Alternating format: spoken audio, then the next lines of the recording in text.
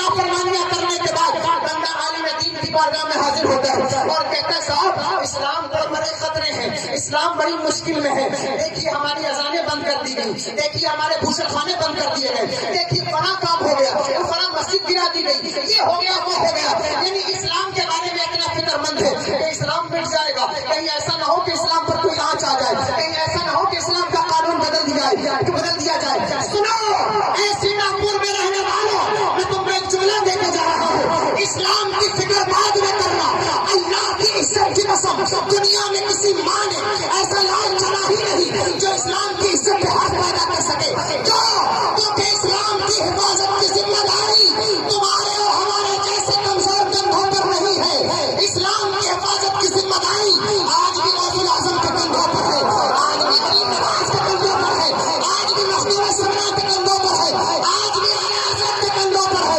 دنیا میں کوئی ایسی طاقت نہیں ہے جو غوث الاعظم سے مقابلہ کر سکے، دنیا میں کوئی ایسی طاقت نہیں ہے جو غریب نواز سے مقابلہ کر سکے، اس لیے سنگاپور میں رہنے والوں اسلام کے بارے میں بعد میں سوچنا، اپنے کردار کے بارے میں پہلے سوچو، اپنے اعمال کے بارے میں پہلے سوچو، اپنی ترجیحات کے بارے میں پہلے سوچو، اپنی نظریات کے بارے میں پہلے سوچو، تم کیا کر رہے ہو، اور یقین جاننا تمہیں جس تباہی کا اندیشہ ہے، تمہیں جس تباہی کا جو ہے وہ اندیشہ ہے، وہ تباہی ضرور آئے گی، وہ بربادی ضرور آئے گی اور آ بھی رہی ہے، لیکن وہ تباہی اسلام پر نہیں آئے گی، وہ ان مسلمانوں پر آئے گی جو نماز سے دور ہے، وہ ان مسلمانوں پر آئے گی جو روزوں سے دور ہے، وہ ان مسلمانوں پر آئے گی جن کو قرآن سے کوئی تعلق نہیں ہے، وہ ان مسلمانوں پر آئے گی جن کی نظر میں جمعے کی نماز کی بھی اہمیت نہ رہی۔ آج تو کنڈیشن یہ ہے کہ ایک انسان کی نظر میں سسرال کی جتنی اہمیت ہے اتنی اہمیت بھی مسجدوں کی نہیں ہے۔ میں بتاؤں گا اہمیت کیسے نہیں ہے۔ آج کسی کو سسرال جانا ہو تو دیکھو 5 دن پہلے سے تیاریاں کرتا ہے کہ صاحب مجھے سسرال جانا ہے، اچھا لباس پہنوں،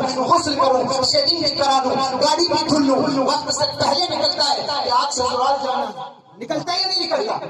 نکلتا ہے نا، وقت سے پہلے نکلتا ہے کہ صاحب آج سسرال جانا ہے، آج سمجھانے جانا ہے، تو وقت سے پہلے نکلا کہ ہم وقت سے پہلے نکلیں گے، اور تھوڑی دیر وہاں وقت دیتا ہے کہ کہیں ایسا نہ ہو کہ سسرال والے برا مان جائیں، تو اس لیے تھوڑی دیر وہاں وقت بھی دیتا ہے۔ لیکن مجھے بتاؤ وہی انسان جمعہ کے دن اسے پتہ بھی نہیں ہوتا کہ آج جمعہ المبارک ہے، اور جمعہ کے دن اسے معلوم نہیں ہوتا کہ آج جمعہ ہے، یعنی ہفتے بھر تو مسجد نہیں جاتا اور ہفتے میں ایک دن جمعہ کا آتا ہے، تو اس دن اسے معلوم نہیں ہوتا کہ آج جمعہ کا دن ہے۔ جب مسجد سے اذان کی آواز آتی ہے تو نوجوانوں کو سمجھ میں آتا ہے کہ آج جمعہ ہے، تو جب پتہ چلا کہ آج جمعہ ہے تو دوڑے گھر کی طرف اور 2-3 ڈبو پانی اوپر سے ڈالا، اور جو سب سے خراب کپڑا تھا جس پر کبھی استری نہیں ہوئی، جس میں بٹن بھی نہیں تھی، جس کا جیب بھی پھٹا تھا، وہ کپڑا پہنا اور پہن کے دوڑا مسجد کی طرف، اور ٹوپی بھی ساتھ میں نہیں لے جاتا کہ ٹوپی تو مسجد میں مل ہی جائے گی، تو پھر ویسے ہی دوڑا مسجد کی طرف، اور مسجد میں پہنچا تو پتہ چلا خطبہ ختم ہو گیا تھا،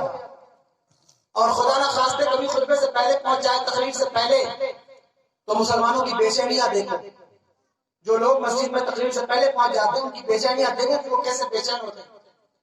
وقت زیادہ ہو رہا ہے، تقریر ختم ہوئی یا نہیں ختم ہوئی، بھئی یہ وقت ہے، کھڑے کیوں نہیں ہوئے، نماز کے لیے ابھی تک خطبہ نہیں ہوا، کتنا پریشان ہوتا ہے۔ اور پھر چلو جیسے تیسے کر کے نماز نیت باندھی، اور ساری نماز میں بھی دماغ جو ہے وہ گھومتا رہا کہ ابھی جا کے سامان بھی خریدنا ہے، اس کو اتنا پیسہ بھی دینا ہے، فلاں بھی کرنا ہے، اور جیسے ہی امام صاحب نے سلام پھیرا تو سب سے پہلے نکل کے وہی بھاگا۔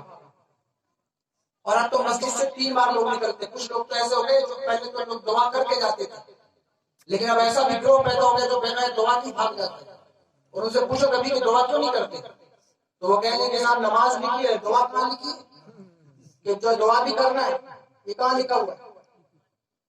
تو ایسے ایسے لوگ بھی اب پیدا ہو رہے ہیں، اور یہ فطرے بھی دھیرے دھیرے پیدا ہو رہے ہیں۔ کچھ لوگوں کو سلام پر بھی اعتراض ہو جاتا ہے کہ سلام کیوں پڑھتے ہیں بعد میں، نماز ہو میں نماز پڑھی اور چلیے واپس چلیے، اتنی جلدی ہے یعنی اس کو اللہ کے گھر سے نکلنے کی۔ لیکن اسی انسان کو میں دیکھتا ہوں، کوئی اور میٹنگ ہو جائے، کوئی سماجی کارکرم ہو جائے، کسی پولیٹیکل لیڈر کی پارٹی ہو جائے، یا ان کا کوئی ان کی مجلس ہو جائے، تو پھر دیکھیے کہ اس کا کتنا وقت وہاں لگتا ہے اور کتنا وقت وہ وہاں دیتا ہے۔ اور پھر تبصرہ یہ کہ کہیں ایسا نہ ہو کہ یہ ہو جائے اور وہ ہو جائے اور اسلام برباد ہو جائے، موجودہ بلال۔ اس لیے اپنے اعمال کی فکر کرو، اپنی اپنی زندگی میں تقویٰ اختیار کرو، دنیا میں کچھ نہیں ہے، لوٹ کر تمہیں بھی جانا ہے، ہمیں بھی جانا ہے۔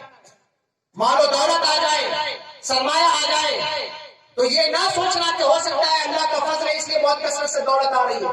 بلا شبہ دولت بھی اللہ کا فضل ہے، لیکن دولت ہی اللہ کا فضل ہے ایسا کہیں نہیں ہے۔ یہ بات یاد رکھنا۔ لوگوں کے چوری کر کے، غصب کر کے مال لوگوں کا کھیت کی میڑیں کاٹ کے، گاؤں میں دیکھو کیا ہوتا ہے۔ ایک میں نے فلم وہ دیکھی تھی امیج، کہ اس میں ایک شخص جو ہے وہ لوگوں کی کھیت کی میڑیں کاٹ رہا ہے، دھیرے دھیرے کاٹتے کاٹتے وہ میڑ اس پار پہنچ جاتی ہے، تو پتہ چلا کل تب کھیت جو ہے وہ 30 فٹ تھا تو پھر اگلے سال وہ کھیت جو ہے وہ 35 فٹ ہو جاتا ہے۔ اس طرح سے لوگوں کی زمینیں غصب کرتے ہیں، لوگوں کے مال غصب کرتے ہیں، لوگوں کی جائیدادیں، اور اس کے بعد سمجھتے ہیں کہ اللہ کا بڑا فضل ہے کہ میرے اوپر فضل ہو رہا ہے کہ صاحب یہ انعام ہو رہا ہے۔ یہ اللہ کا فضل نہیں، اللہ کا فضل یہ ہے کہ تم نماز نہیں پڑھتے تھے، اللہ تمہیں نماز کی توفیق عطا فرماتے ہیں، یہ اللہ کا فضل ہے۔ روزوں کی توفیق نہیں تھی، اللہ پھر روزوں کی توفیق دے دے، یہ اللہ کا فضل ہے۔ تو یہ بات یقینی طور پر جان لیں اور سمجھ لیں کہ دنیا میں ہم کتنے دن رہیں گے، کتنا وقت گزار سکتے ہیں۔ ہماری اصلی زندگی مرنے کے بعد شروع ہوگی، اس دنیا سے جانے کے بعد اس زندگی کے بارے میں آپ سوچیے اور خیال کریے کہ ہم نے کیا تیاریاں کی، کیا تیاریاں کی۔ کوئی تیاری نہیں، اور یقین جانیے کہ اللہ تبارک و تعالیٰ بنا حساب و کتاب کے آپ کو نہیں چھوڑے گا، پوچھے گا ضرور۔ اللہ کو جواب تمہیں بھی دینا ہے، ہمیں بھی دینا ہے، اور تم سے پوچھا جائے کہ ہم نے تمہیں وقت دیا تھا، تم نے اس وقت کا کیا کیا، جوانی دی تھی، جوانی کا کیا کیا، سرمایہ تم نے کمایا تو کہاں سے کمایا، کہاں سے کما کر لائے، اور پھر اس سرمایہ کو خرچ کر دیا، اپنے وقتوں کو کہاں لگایا، کیا جواب دو گے اپنے رب کی بارگاہ میں، کیا منہ دکھاؤ گے اپنے رب کو۔ آج وقت ہے کہ آج ہم سوچیں اور غور کریں کہ ہاں ہم نے اپنی زندگی میں کیا تیاریاں کی۔ چند چیزیں ہیں ان کو اپنی زندگی میں اتار۔ یقین جانیے اپنی موت کو ہمیشہ یاد رکھیے، کسی بھی وقت موت آ سکتی ہے۔ ساری خرافات انشاءاللہ تبارک و تعالیٰ اس ایک تصور سے ہو سکتا ہے کہ ختم ہو جائے۔ موت یاد رہے گی۔ دیکھیے جب شادیاں ہوتی ہیں، خرافات ہوتی ہے تو لوگ کہتے ہیں نا بھائی ایک بار شادی ہوتی ہے، بار بار تھوڑی ہوتی ہے۔ تو کسی مولانا کی بھی، عالم کی بھی شادی ہو تو گھر والے اس کو بھی نہیں چھوڑتے کہ صاحب وہ بھی مجبور ہو جاتا ہے انسان۔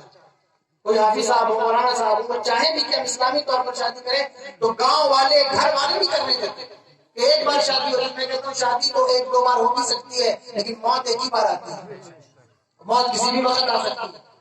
تو جب بھی کسی خرافات کا ارادہ ہو تو دل میں یہ تصور لاؤ کہ موت بھی تو آ سکتی ہے اس لمحے میں، اور اگر اس لمحے میں موت آ گئی تو پھر کیا ہوگا، اس وقت اگر موت آ گئی تو پھر کیا ہوگا۔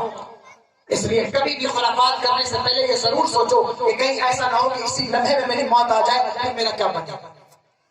تو اس سے تقوی کی طرف انسان پڑھتا ہے۔ بات یہی کر رہا تھا کہ تقوی ہے، جب اس چیز کو ہم یاد رکھتے ہیں، خیال رکھتے ہیں، تو پھر ہم تقوی کی طرف بڑھتے ہیں اور عبادت کی طرف ہم آتے ہیں۔ ایک بزرگ سے کسی نے پوچھا کہ عبادت کا سب سے بہتر دن کون سا ہے؟ آپ نے فرمایا وہی دن مرنے سے پہلے والے، یعنی جس دن مرنا ہو اس کے ایک دن پہلے عبادت کر لیں۔ اس نے کہا حضرت پتہ کیسے چلے گا کہ کب مرنا ہے؟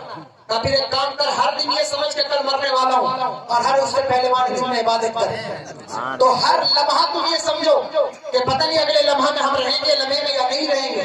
کتنے لوگ تمہارے ساتھ رہے ہوں گے اس رمضان المبارک میں، لیکن اب جو رمضان المبارک آئے گا کتنے لوگ ہوں گے جو تمہارے ساتھ نہیں، اور پھر اس رمضان میں کتنے لوگ ہوں گے جو اگلے رمضان میں پھر تمہارے ساتھ نہیں ہوں گے۔ بولو ہے کہ نہیں؟ تو اتنے سارے لوگوں کو موت کے گھاٹ اترتے ہوئے دیکھتے ہو، نوجوانوں کو قبر میں اترتے ہوئے دیکھتے ہو، کیا پھر بھی عبرت حاصل نہیں ہوتی؟ کیا پھر بھی دل میں خیال نہیں پیدا ہوتا کہ چلو گناہوں کو ترک کر دیتے، گناہوں کو چھوڑ دیتے، گناہوں سے توبہ کر لیتے؟ اور یقین جانو تقوی گناہوں کو چھوڑنے کا ہی نام ہے۔ لوگ سوچتے ہیں کہ تقوی شاید بڑی بڑی تسبیحاں اور بڑے بڑے مصلوں کا نام ہے، لیکن تقوی اصل میں گناہوں سے اجتناب کا نام ہے، کہ جب ہم گناہوں سے پرہیز کرتے ہیں، بچتے ہیں، لفظی معنی بھی کوئی بنتے ہیں، تو آپ گناہوں سے بچنے کی کوشش کیجئے کہ ہم کس طرح گناہوں سے بچ سکتے ہیں، کیسے اس سے پرہیز کر سکتے ہیں۔ نیکی کے کام میں لوگ بہت آگے بڑھ چڑھ کر حصہ لیتے ہیں، مسجد میں الاؤنسمنٹ ہونے لگے تو پھر دیکھو کیسے کیسے لوگ الاؤنس کراتے ہیں، صاحب 50,000 میری طرف سے، 1,00,000 میری طرف سے، کرتے نہیں کرتے؟ لیکن اچھی بات ہے، میں برا نہیں کہہ رہا ہوں، لیکن میں یہ کہہ رہا ہوں کہ نیکیوں سے زیادہ تمہارے لیے ضروری ہے گناہوں سے بچنا۔ پہلے گناہوں سے بچنے کی کوشش کرو، گناہوں سے پرہیز کرنے کی کوشش کرو کہ کسی طرح گناہوں سے بچ جائے، پرہیز کریں۔ بہت سارے گناہ ہمارے اندر موجود ہوتے ہیں، جو بہت لوگ اپنے آپ کو متقی سمجھتے ہیں، ان کے اندر بھی بہت ساری ایسی چیزیں ہوتی ہیں جو انہیں تباہ کرنے والی ہوتی ہیں۔ مثلا مثال کے طور پہ حج کر لیا، عبادت، نماز 5 وقت پڑھ رہے ہیں، لیکن حاجی صاحب سے پوچھے کہ حاجی صاحب آپ تو نماز پڑھ رہے ہیں اور یہ جو محلے میں لوگ نہیں آتے، 2-4 لوگ ہیں، ان کے بارے میں کیا خیال ہے امام صاحب کے بارے میں؟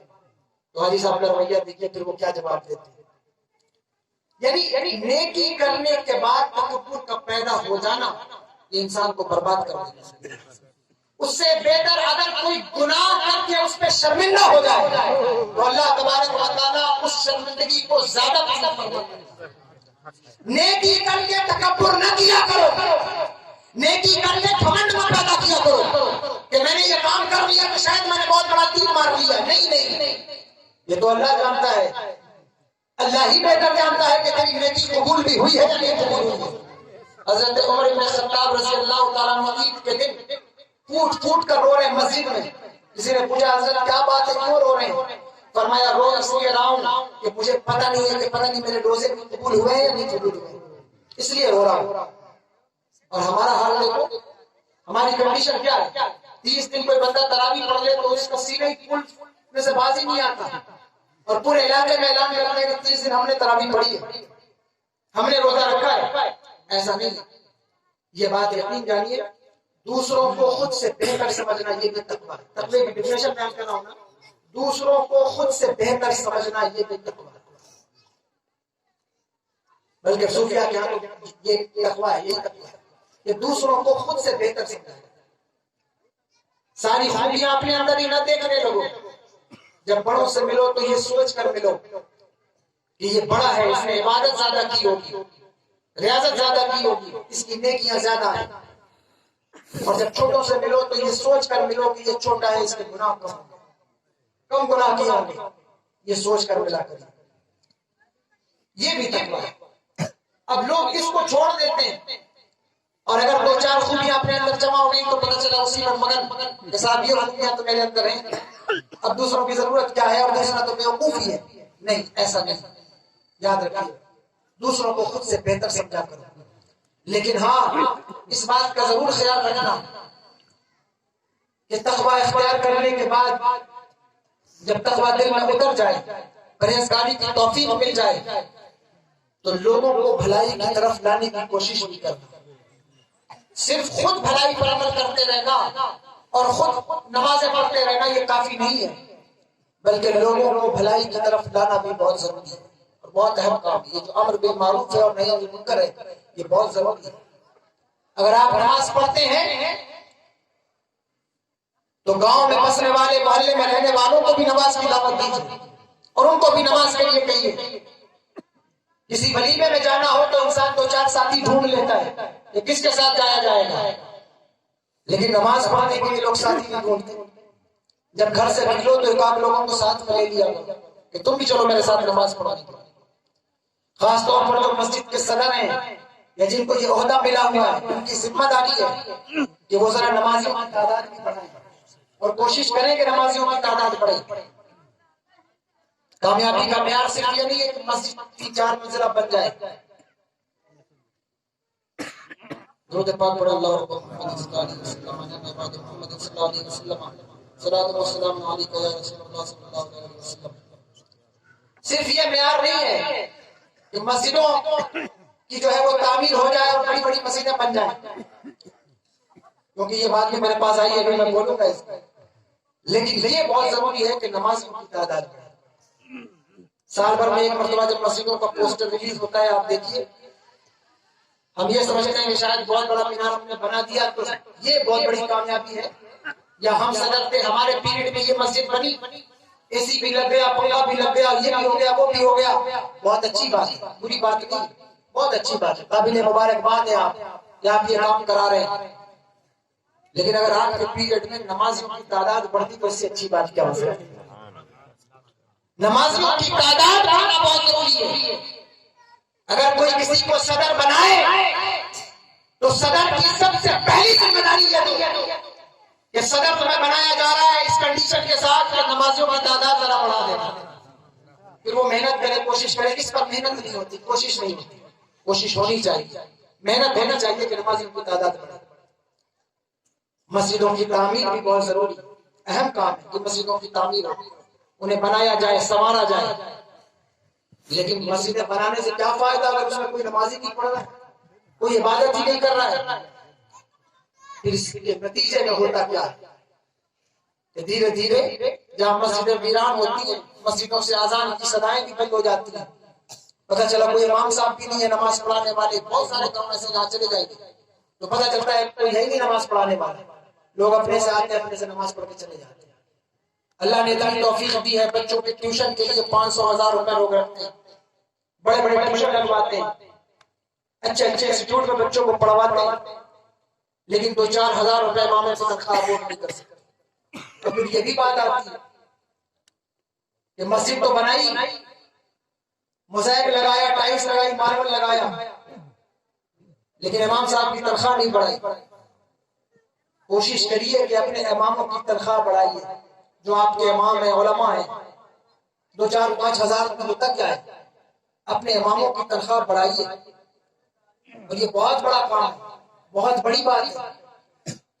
بہت ساری مسجدیں ہم نے ایسی دیکھی ہے، بڑی بڑی مسجدیں ہیں، مسجدوں میں اے سی لگا ہوا ہے، امام صاحب کو اجازت تنخواہ کیا ہے آپ کی تو پتہ چلا 7,000 5,000 روپے۔ نہیں، یہ رویہ نہیں ہونا چاہیے۔ کوشش کریں کہ آپ کے اماموں کو اتنا پیسہ ملے کہ ان کو کسی اور طرف دیکھنے کی ضرورت ہی نہ پڑے، ضرورت ہی نہ پڑے۔ تو تقویٰ اختیار کرنے کا مطلب یہ ہے کہ خود سے دوسروں کو بہتر سمجھا جائے اور دنیا میں اس طرح زندگی گزارا جائے کہ جیسے کشتی جو ہے وہ پانی میں رہتی ہے، لیکن پانی کشتی میں آ جائے تو کشتی کو کیا کرتا ہے، ڈبا دیتا ہے۔ تو فرمایا کہ ہدی للمتقین، آگے فرمایا الذین یؤمنون بالغیب۔ ایک اور بات سنتے چلیے، یہ متقین کی صفت بیان ہو رہی ہے۔ فرمایا یہ بنا دیکھے ایمان لاتے ہیں، بن دیکھے ایمان لانے والے۔ اور ہمارے معاشرے میں کلچر کیا بنتا جا رہا ہے، کیا کلچر بن رہا ہے؟ چمتکار کو نمسکار کرنے کا کلچر دھیرے دھیرے بنتا چلا جا رہا ہے۔ اللہ تعالیٰ حفاظت فرمائے۔ کثرت سے لوگ ان باباؤں کے پاس، ان پیروں کے پاس اکٹھا ہو جاتے ہیں جن کا وار، جن کی تعویذ فوراً فائدہ کرتی ہے۔ بولو ہوتا ہے ایسا نہیں ہوتا ہے نا؟ ان کی تعویذ میں بڑا اثر ہے، چاہے اس کا ایمان جیسا بھی ہو، پتہ چلا اس کے پاس اکٹھا ہو گئے، جمع ہو گئے، اور کثرت سے لوگ یہ کام کرتے ہیں۔ تو یاد رکھو، اس بات کا خیال رکھو، اور ہمیشہ اس بات کا خیال رکھنا۔ اور بہت سارے لوگ مذہب سے دھیرے دھیرے متنفر بھی ہوتے جا رہے ہیں، اس روش کی بنیاد پر، اس طریقے کی بنیاد پر۔ اپنے ان طریقوں کو سنواریے، اپنے ان طریقوں کو سدھاریے، اور کوشش کیجیے کہ اللہ نے فرمایا ہے کہ الذین یؤمنون بالغیب، یہ جو بن دیکھے ایمان لاتے ہیں، یعنی اللہ کو تو کسی نے دیکھا نہیں ہے نا، حضور کو بھی نہیں دیکھا ہے، لیکن ایمان تو لائے ہیں۔ تو ایمان کس بات پر لائے ہیں؟ جب ہم پڑھتے ہیں آمنت باللہ وملائکتہ وکتبہ ورسلہ والیوم الآخر والقدر خیرہ وشرہ، اچھی بری تقدیر پر بھی ایمان لائے ہو یا نہیں لائے ہو؟ آج تمہاری تقدیر کے حوالے سے تمہیں گمراہ کیا جا رہا ہے، آج تمہارے نظریات کو خراب کیا جا رہا ہے، لیکن تمہیں اس کا اندازہ نہیں ہے۔ آپ چوراہوں پر بیٹھ کر چند بابے تمہاری تعلیم کے اعتبار سے تمہیں گمراہ کر رہے ہیں کہ صاحب تمہارا رزق کسی نے باندھ دیا، یا فلاں نے تمہارے کاروبار کے ساتھ یہ چھیڑخانی کر دی، یا فلاں نے تمہاری بچی کا رشتہ باندھ دیا، یا فلاں نے یہ کام کر دیا، فلاں نے وہ کام کر دیا۔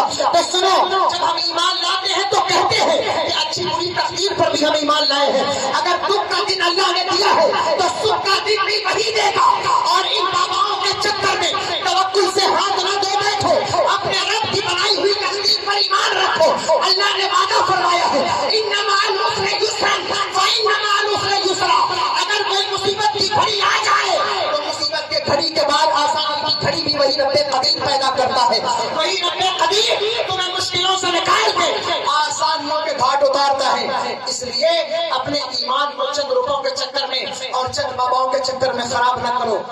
دیکھے ایمان لائے ہو تو اس تقدیر پر بھی ایمان رکھو جو اللہ نے بنایا ہے. اللہ چاہتا ہے تبھی کسی کو کوئی مصیبت پہنچتی ہے. اللہ چاہتا ہے تبھی کسی کو کوئی دکھ پہنچتا ہے. اللہ چاہتا ہے تبھی کسی کو کوئی رنج پہنچتا ہے. لیکن آج کنڈیشن یہ ہے کہ چند پیسوں کے لیے تمہارے ایمان کو خراب کیا جا رہا ہے. کسی عامل کے پاس چلے جاؤ, کسی بابا کے پاس چلے جاؤ, وہ تمہیں بتائے گا کہ تمہارے بھائی نے تمہارے ساتھ یہ کام کر دیا, تمہارے گھر کی فلاں عورت نے تمہارے ساتھ یہ کام کر دیا. نتیجہ کیا نکلا؟ بھائیوں میں دشمنیاں پیدا ہو گئی. نتیجہ کیا نکلا؟ خاندان میں دشمنیاں پیدا ہو گئی. نتیجہ کیا نکلا؟ گھر کی عورتوں میں لڑائیاں پیدا ہو گئی. یعنی لڑائی جھگڑے فتنہ فساد یہ کس بنیاد پر ہے؟ اللہ کی تصویر پر ایمان نہ رکھنے کی بنیاد پر. میں بلا شبہ اس کا منکر نہیں ہوں. اللہ کے کلام میں بڑی طاقت ہے, بزرگوں کی دعا میں بڑی طاقت ہے, لیکن اللہ کی بنائی ہوئی تصویر پر ایمان رکھو. اللہ نے ہر بندے کا رزق معین فرمایا ہے. خدا کی قسم اگر تم دریا کے اندر بھی رہو اللہ تمہارا رزق تمہیں وہاں بھی پہنچا دے گا. اور اللہ اگر تمہارا رزق بند کر دے تو ساری دنیا بھی مل کر تمہارا رزق نہیں کھول سکتی. یاد رکھنا, اس بات کو یاد رکھنا. تمہارا رزق اللہ نے معین فرمایا ہے, وہ ضرور تمہیں ملے گا. کوشش کرنا تمہارے ذمہ, محنت کرنا تمہارے ذمہ. حلال کماؤ, حق کی طرف آؤ اور حلال کمانے کی کوشش کرو. اپنے پیسوں کو, اپنے سرمال کو برباد نہ کرو. باباؤں کے چکر میں, ڈھونگیوں کے چکر میں, مکاروں کے چکر میں. ہر دوسرے گاؤں میں جاؤ پتہ چلتا ہے صاحب ایک بابا کا گزر یہاں سے بھی ہوا ہے. یہاں بھی لوگوں کو بیوقوف بنایا ہے اور اپنی عورتوں سے بالخصوص اپنی بہنوں سے مخاطب اس وقت. خدا را اپنے ایمان کی حفاظت کرو اور خرافات سے بچو. فرمایا کہ الذین یؤمنون بالغیب, متقین کی صفت میں یہ بات بھی ہے کہ وہ بنا دیکھے ایمان لاتے ہیں اور ہم سب بنا دیکھے ایمان لائے ہیں. اپنی رب کی وحدانیت پر ایمان رکھو, اپنے رب کی رزاقیت پر ایمان رکھو اور دوسروں کے چکر میں اپنا ایمان نہ خراب کرو. خدا کی قسم میں دیکھ رہا ہوں اتنی کثرت کے ساتھ لوگوں کے ایمان کو خراب کرنے کی کوشش کی جا رہی ہے. جس گاؤں میں جائیے, جس علاقے میں جائیے, صاحب پتہ چلا ایک پیر صاحب کا گزر ہوا ہے جنہوں نے اسلام کے بارے میں یہ بتایا. ان کا نظریہ یہ ہے تو فلاں کا نظریہ یہ ہے, کسی نے یہ بتا دیا, کسی نے وہ بتا دیا, کسی نے خرافات کے بارے میں بتا دیا, کسی نے دوسرا نظریہ پیش کر دیا, کسی نے عقیدے کو خراب کر دیا. نہ جانے کتنی خرافات گاؤں گاؤں محلے محلے میں پھیلی ہوئی ہے. اسی لیے تو ہم بارہا کہتے ہیں کہ میرے بھائیوں مسلک اعلیٰ حضرت کا دامن تھامے رہو, مسلک اعلیٰ حضرت کا دامن پکڑے رہو. خدا کی قسم اگر تم مسلک اعلیٰ حضرت کے دامن کے سائے میں سفر کرو گے کوئی بھی بابا, کوئی مکار تمہیں گمراہ نہ کر سکے گا, کوئی بھی انسان تمہیں پریشانی میں نہ ڈال سکے گا. لیکن اگر ہاتھ سے مسلک اعلیٰ حضرت کا دامن چھوٹ گیا تو یہ دور ایسا دور